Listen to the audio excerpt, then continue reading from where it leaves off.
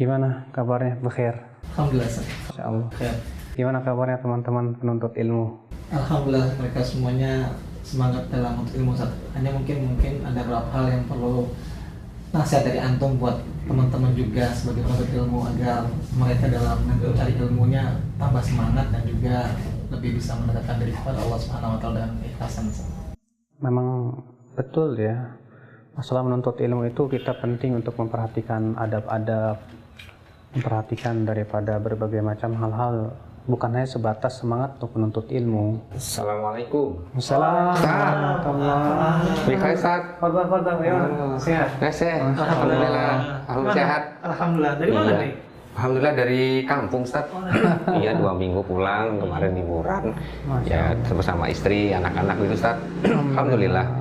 Bagaimana kabar di kampung, bagaimana? Sehat, Alhamdulillah, ya? Ustaz, sehat. Orang tua sehat ya? Orang tua sehat. Alhamdulillah. Mereka titip salam dengan antum, Ustaz. Waalaikumsalam warahmatullahi. Ini, Ustaz, kemarin dalam 2 minggu itu istri ikut bertanya juga ya tentang adab safar itu, Ustaz. Jadi kalau dalam safar kan disebut safar tuh mulainya kapan gitu, Ustaz. Nah, terus berkaitan juga dengan sholat ya. Kapan kita menjamak, kapan kita mengqashar. Nah, itu istri agak bertanya udah kepada anak dan anak belum memberikan penjelasan yang kurang lengkap gitu ya. Jadi beliau menitipkan pertanyaan ke anak, ke antum gitu, Ustaz. Gitu. Mohon dijelaskan gitu, Ustaz.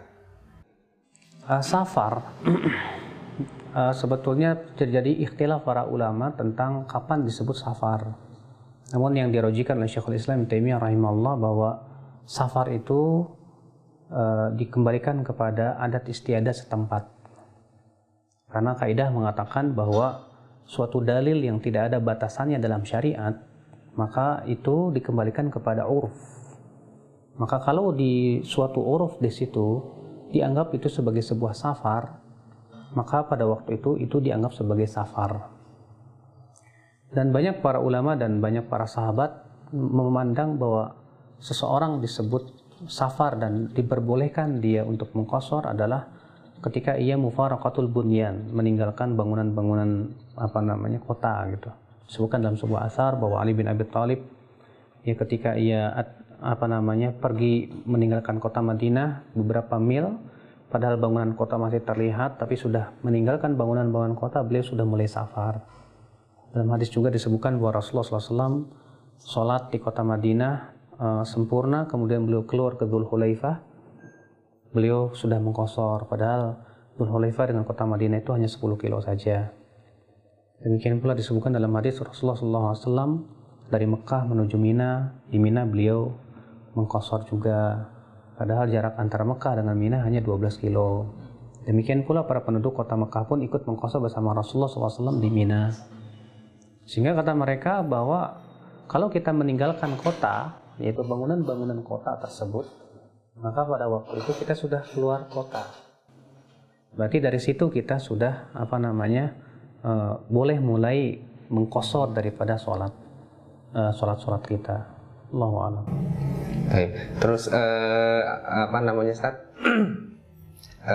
Apakah memulai qashar itu selama perjalanan ataukah selama anak 2 minggu melakukan safar itu, Ustaz? Kemudian apakah anak boleh menjamak di semua dalam 2 minggu itu atau pada saat perjalanan saja? Oh ya, mungkin di sini ada 2 permasalahan atau 3 permasalahan ya. Yang pertama, kapan mulai qashar? Yang kedua, tentang berapa lama kita mengqashar? Yang ketiga, kapan kita boleh menjamak sholat? Yang pertama, kapan kita mulai mengqashar? Sudah kita sebutkan tadi pendapat banyak para ulama dan ini banyak para sahabat bahwa mufaraqatul bunyan adalah batasan, itu meninggalkan bangunan-bangunan desa kota, itu adalah merupakan batasan seseorang untuk mulai mengqashar. Maka ketika kita meninggalkan kota Jakarta dan sudah meninggalkan bangunan-bangunan kota Jakarta, maka pada waktu itu ya kita sudah boleh mulai untuk mengqashar. Disebutkan pula dalam riwayat yang sahih bahwa Abdullah bin Umar apabila keluar dari kota Madinah sejarak 3 mil mungkin sekitar 6 kilo lah ya, maka itu beliau mulai sudah mengqashar. Beliau pun mengqashar pada waktu itu.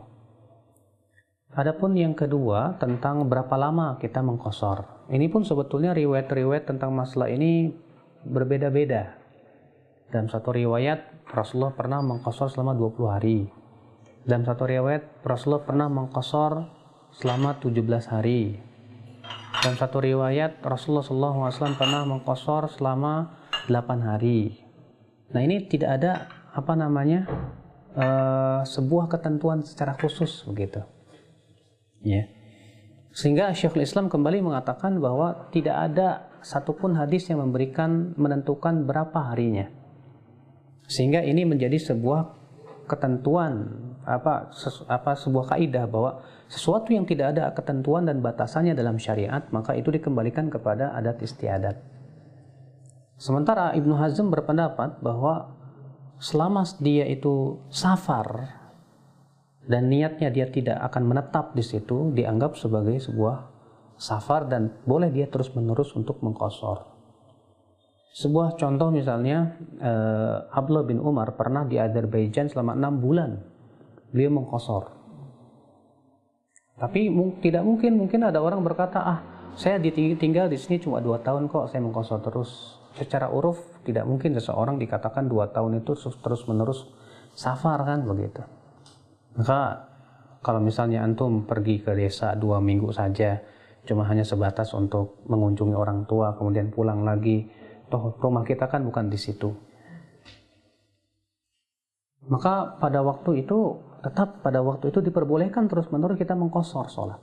Nah, terjadi khilaf juga para ulama, apakah mengqashar itu wajib hukumnya atau sunnah muakkadah. Sebagian ulama mengatakan mengqashar wajib bagi musafir, kecuali kalau ia sholat di belakang imam yang mukim, maka dia wajib mukim dengan ijma para ulama. Ia wajib menyempurnakan. Dasarnya apa? Hadis Aisyah radhiyallahu anha bahwa asalnya sholat itu 2 rakaat. Kemudian ditetapkan untuk sholat safar dan untuk mukim maka ditambah. Sehingga atas dasar ini sebagian ulama mengatakan mengqashar itu hukumnya wajib. Sementara jumhur mengatakan tidak, itu hukumnya sunnah muakkadah.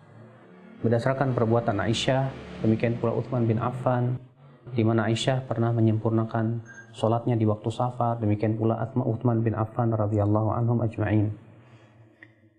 Nah, ini ya, yang jelas tentu kalau kita mengambil keringanan itu lebih utama. Sebagaimana dalam hadis, innallaha yuhibbu an tu'ta rukhasuhu, Allah suka untuk didatangi rukhsahnya, keringanannya, sebagaimana suka untuk dijauhi maksiatnya. Adapun yang ketiga, kapan kita boleh menjamak? Sebetulnya jamak itu bukan kekhususan musafir ya. Mukim pun boleh menjamak. Berdasarkan riwayat Ibnu Abbas dan riwayat Nasai bahwa Rasulullah SAW pernah menjamak zuhur dan asar di kota Madinah tanpa ada takut, tanpa ada hujan. Lalu Ibnu Abbas ditanya, kenapa? Kata beliau, li'alla yuharrij ummatahu, supaya tidak memberatkan umatnya, tidak merepotkan umatnya. Sehingga kata Syekh Albani dan para ulama, ini menunjukkan bahwa jamak itu disyariatkan ketika ada haraj, sesuatu yang merepotkan. Berarti kalau kita tidak repot, dalam artian kita bisa melakukan sholat itu tanpa ada kerepotan pada waktunya masing-masing, maka pada waktu itu tidak disyariatkan kita untuk menjamak. Yang disyariatkan menjamak adalah ketika kita ada kerepotan, ketika hujan, ketika angin kencang, atau kita ada kerepotan, misalnya kita ada rapat yang sangat penting misalnya, atau kita sedang belanja yang dikhawatirkan kita lupa, atau yang dalam perjalanan safar. Itu semua disyariatkan dan diperbolehkan kita untuk menjamak 2 sholat. Tadi kan mengenai beliau berangkat bersama istri saat ya. Bagaimana dengan orang yang berangkat sendirian saat?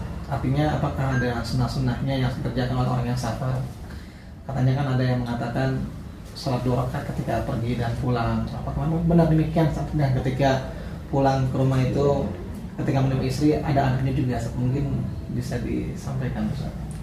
Oh iya, tentu ya, di sana ada adab-adab yang harus kita perhatikan ketika safar. Yang pertama, hendaknya safar kita itu safar dalam rangka sesuatu yang dihalalkan oleh Allah. Jangan safar yang sifatnya maksiat, karena itu dilarang oleh Allah Subhanahu wa taala. Kemudian yang kedua yang harus kita perhatikan adalah yaitu kita berusaha untuk memperhatikan adab ketika keluar rumah. Rasulullah SAW mengajarkan kepada kita kalau keluar rumah untuk mengatakan Bismillah tawakkaltu 'alallah la haula wala quwata illa billah. Allahumma inni a'udzubika min an adhilla aw udhalla aw azilla aw azilla uzalla aw adhilla aw adhilla udhalla aw adhima aw udlama aw ajhala aw yujhala alayya. Kemudian jangan lupa juga, dan ini banyak sekali dari saudara-saudara kita ya yang lupa untuk membaca doa naik kendaraan.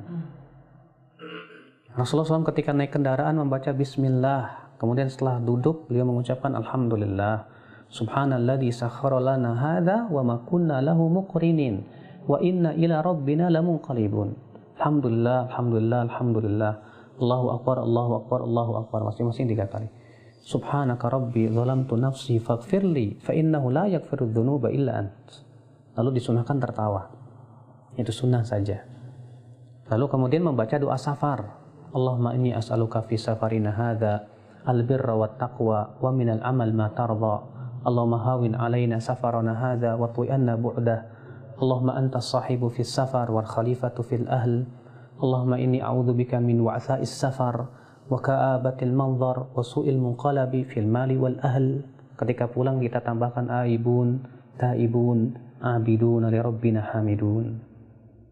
Nah, kemudian di perjalanan Rasulullah SAW tidaklah yang melewati tempat yang tinggi naik begitu kecuali beliau bertakbir Allahu Akbar, dan tidaklah turun kecuali beliau mengucapkan Subhanallah. Kalau kita naik pesawat misalnya, ya naik pesawat sudah mulai landas, tinggal landas, itu kita ucapkan Allahu Akbar, karena kita ini terkadang lupa untuk membaca perkara seperti itu yang disunahkan oleh Rasulullah SAW. Kemudian ketika safar kita sangat dianjurkan banyak-banyak berdoa. Kenapa? Karena dakwatul musafir itu termasuk doa orang sedang safar, itu termasuk yang diijabah oleh Allah Subhanahu wa taala. Kita banyak-banyak berdoa dan banyak-banyak waktu safar itu beramal kebaikan. Iya, kenapa? Karena waktu safar adalah waktu yang di situ dikatakan oleh Rasulullah qit'atu minal adab. Ya, bagian daripada adab gitu kan. Sementara semakin berat, semakin besar pahalanya di sisi Allah Subhanahu wa taala. Nah, kemudian ketika kita pulang disunahkan untuk sholat 2 rakaat. Kita pergi dulu ke masjid yang dekat rumah kita, kemudian sholat 2 rakaat, baru kemudian pulang ke rumah. Itu sunnah hukumnya. Adapun sholat mau pergi safar saya tidak tahu dalilnya. Yang saya ketahui hanyalah hadis tentang sholat 2 rakaat ketika keluar rumah dan masuk ke rumah, ya. Wallahu a'lam. Jazakallah Ustaz. Allah barik fiik insyaallah. Fadhil silakan minum teh. Oh ya, tambah.